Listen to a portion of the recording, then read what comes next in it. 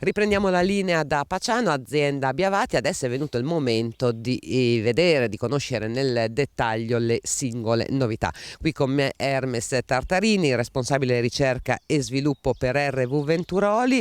Cominciamo dalla grande famiglia dei frumenti teneri, esatto. bene, tradizionali ancora. Caso, perché dopo andremo ad osservare anche un ibrido. Allora, partiamo dai tradizionali. Qui alle mie spalle praticamente il primo che andiamo ad osservare si chiama appunto Denicius. Denicius è al secondo anno di visione ed è al primo anno di moltiplicazione, il che vuol dire che per le prossime semine chiaramente sarà disponibile per la vendita, magari non in quantitativi enormi ovviamente, però già disponibile per gli agricoltori. È un frumento diciamo di origine tedesca, quindi di origine dei paesi del nord, molto resistente al freddo, questo già è una caratteristica abbastanza importante, e che sembra un po' banale da dire, ma fa della produttività probabilmente la sua arma, il suo pezzo forte. Dal punto di vista delle caratteristiche qualitative è un frumento panificabile, diciamo panificabile diretto, quindi è un frumento dal quale noi, proprio ripeto, dal punto di vista delle risposte produttive ci aspettiamo veramente molto, diciamo così.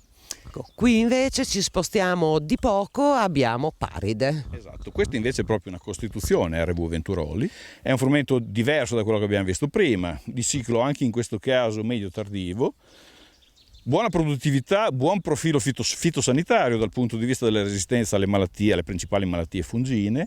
In questo caso, ecco, da rimarcare anche la qualità della granella, perché si parla di un frumento sempre a granella rossa, come era anche Denicius prima, con caratteristiche però di BPS, cioè di frumento direttamente panificabile e panificabile superiore. Dai teneri tradizionali ai teneri ibridi, Hermes il nome lo lascio dire a lei perché ha ancora una sigla ed è molto complicato. Sì. No, allora per ora diciamo questo frumento è ancora una sigla, ma a breve avrà un nome, perché il nostro intento sarebbe quello di cominciarne la commercializzazione appunto nell'anno prossimo. Si tratta di un prodotto che va ad integrare la gamma già abbastanza folta di frumenti ibridi che RV Venturoli propone alla propria clientela. Diciamo che rispetto agli altri ibridi ha una caratteristica abbastanza importante, è sicuramente l'ibrido fra virgolette più precoce che può essere inserito all'interno del nostro catalogo. È un ibrido anche in questo caso, vedete, mutico, cioè senza ariste, diciamo così, che fa anche delle caratteristiche qualitative una delle sue armi principali, perché il prodotto si presenta con una buona elasticità, quindi un PSUL molto contenuto, e anche con un buon W. Oltretutto c'è anche il discorso del contenuto di proteine che sicuramente è superiore alla media. E questi invece sono gli spazi dedicati ai duri, e anche qui c'è una novità. Diciamo che le novità ci sono per ogni comparto, per ogni famiglia di prodotto.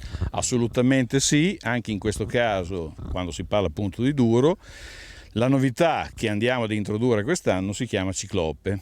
Ciclope è un frumento duro di costituzione chiaramente italiana, e la sua caratteristica probabilmente principale, anche in raffronto agli altri duri che RV propone in catalogo, è il discorso del ciclo. Si tratta di un ciclo decisamente molto precoce, quindi in questo caso si tratta di un prodotto destinato soprattutto agli areali centro-meridionali. Dal punto di vista delle caratteristiche agronomiche è una varietà sicuramente rustica, adattabile a diversi tipi di terreno anche, che fa delle buone caratteristiche qualitative in termini di colore, in termini anche di qualità e quantità del glutine, alcune caratteristiche probanti.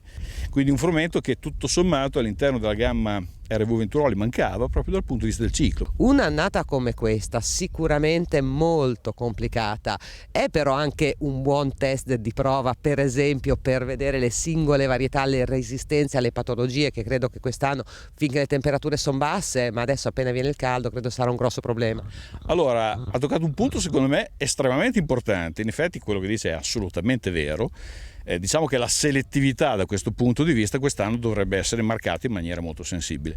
Abbiamo già visto per esempio nei nostri campi di prova, nei nostri campi parcellari per esempio, varietà che sono più o meno sensibili agli allettamenti, per dire, perché non dobbiamo dimenticare che noi in Emilia Romagna abbiamo avuto alcune giornate di acqua molto forte con venti che sono arrivati anche a 85-90 km all'ora, quindi con dei frumenti che avevano appena messo la spiga, quindi che erano anche già verdi, quindi ancora non particolarmente lignificati dal punto di vista dello stelo, quindi anche molto pesanti per la spiga, abbiamo potuto vedere come infatti alcune varietà siano decisamente più resistenti agli allettamenti che non altre.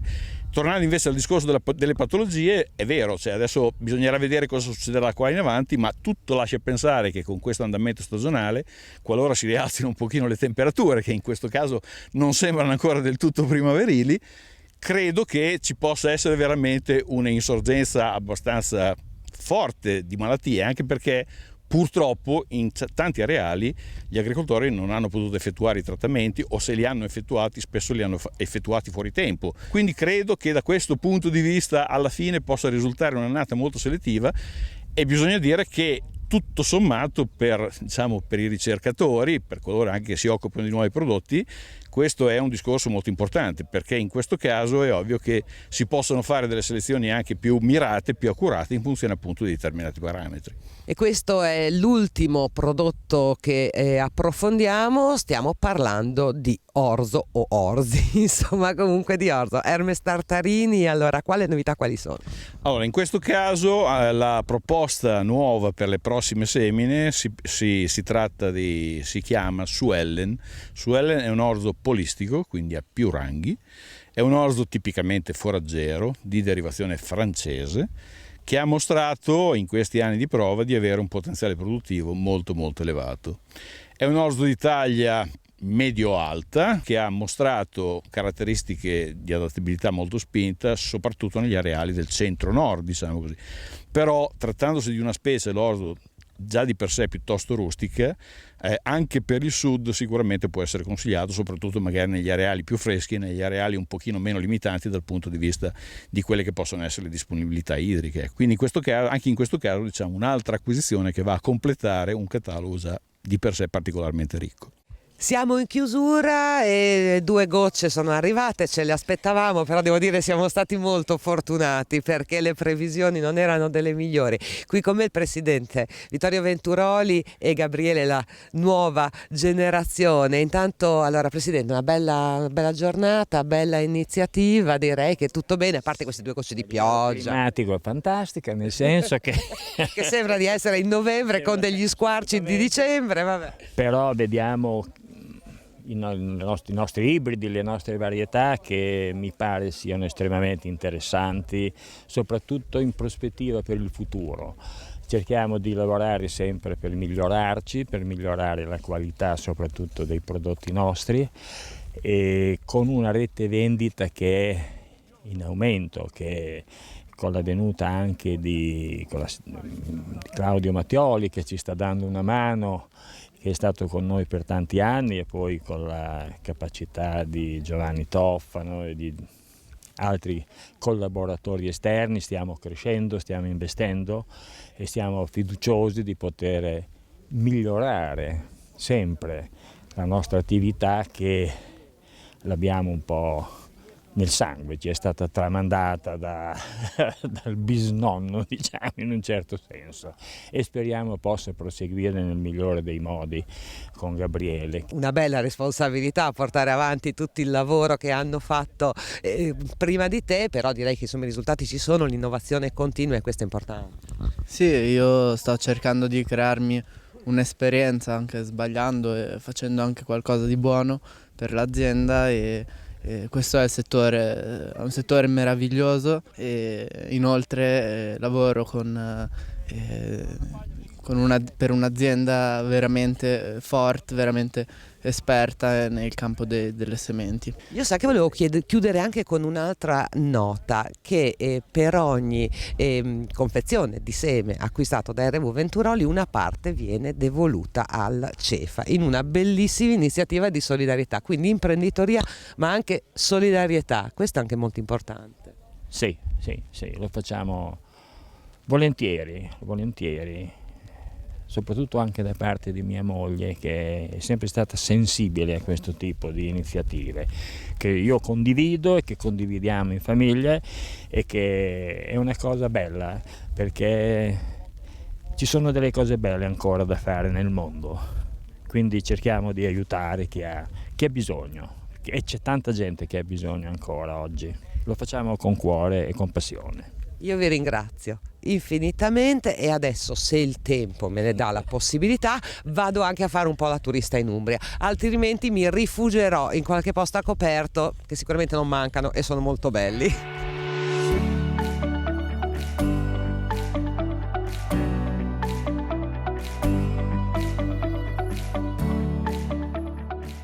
Il tempo è stato clemente con noi e così ci siamo lasciati alle spalle la fertilissima pianura di fianco al lago Trasimeno, che tra l'altro, oltre ad essere un ecosistema molto particolare, è il quarto lago italiano per dimensioni, subito dopo il lago di Como, ovviamente, ed è il lago più grande dell'Italia centrale. Poi però, lasciata la pianura, siamo risaliti sul monte Perarvella e abbiamo raggiunto un borgo che a pieno titolo rientra nel club dei borghi più belli d'Italia, Pacciano.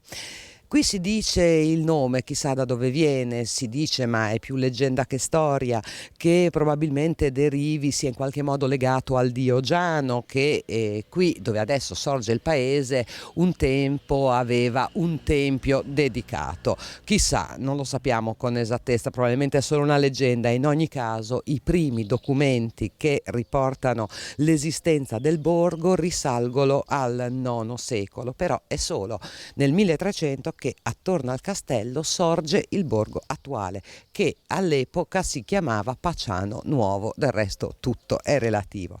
Il paese è un vero e proprio gioiello medievale, racchiuso da una cerchia di mura, 8 torri, 3 porte d'accesso, Porta Perugina verso Perugia, Porta Fiorentina che guarda verso la Toscana e Porta Rastrella, questa qui alle mie spalle. Si chiama così perché sopra è scolpito un rastrello. Antichi palazzi, il pozzo etrusco, insomma un vero e proprio gioiello di storia. E questo è solo uno dei tantissimi borghi più belli d'Italia che sono in Umbria. Del resto questa è una regione magnifica. E qui con questa piccola pillola di turismo si chiude la nostra puntata di Con i frutti della terra. Io vi ringrazio per averci seguito. In sovraimpressione vedete tutti i nostri riferimenti, il sito internet, la nostra pagina Facebook, il canale YouTube. Grazie ancora per averci seguito e appuntamento a tra 7 giorni.